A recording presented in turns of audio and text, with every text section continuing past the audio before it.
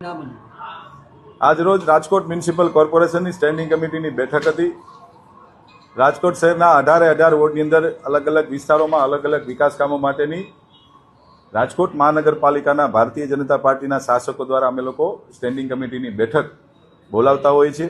આ સ્ટેન્ડિંગ કમિટીમાં સૌ ભારતીય જનતા પાર્ટીના કોર્પોરેટરશ્રીઓની સાથે ચર્ચા વિમર્શના અંતે આજે સ્ટેન્ડિંગ કમિટીમાં કુલ 66 દરખાસ્તો હતી।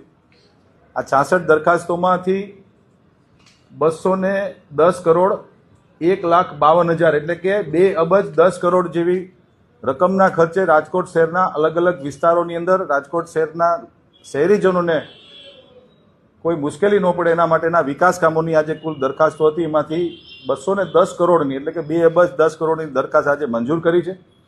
કુલ 66 દરખાસ્તમાંથી 3 દરખાસ્તને વધુ અભ્યાસ અર્થે પેન્ડિંગ રાખવામાં આવી છે। બાકીની તમામ દરખાસ્તોને આજે મંજૂર કરવામાં આવી।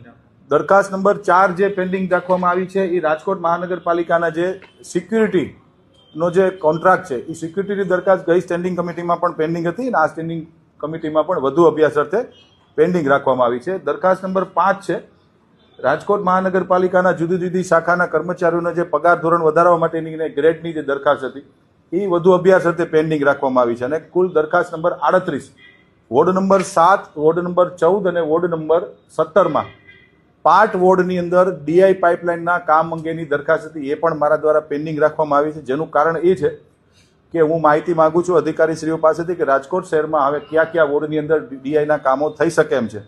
જો એ માહિતી પ્રોપર સમયમાં મને મળી જાય તો માર્ચ પહેલાં રાજ્ય સરકારશ્રી જે અમને ગ્રાન્ટ આપે છે તો એ એક સાથે બધા કામોને અમે મંજૂર કરી લઈએ એના માટેની દરખાસ્ત અમે પેન્ડિંગ રાખી છે। બાકી તમામ દરખાસ્તો મંજૂર કરવામાં આવી છે। પ્રોજેક્ટ મેનેજમેન્ટ યુનિટમાં વધુ પડતો ખર્ચ હોવાનું કહીને ગયા વખતે એ દરખાસ્તને રદ કરવામાં આવી હતી, આ વખતે મંજૂર કરવામાં આવી। માનનીય મ્યુનિસિપલ કમિશનર શ્રી દ્વારા જે પીએમયુની જે દરખાસ્ત મૂકવામાં આવી હતી સ્ટેન્ડિંગ કમિટીમાં ગહન ચર્ચા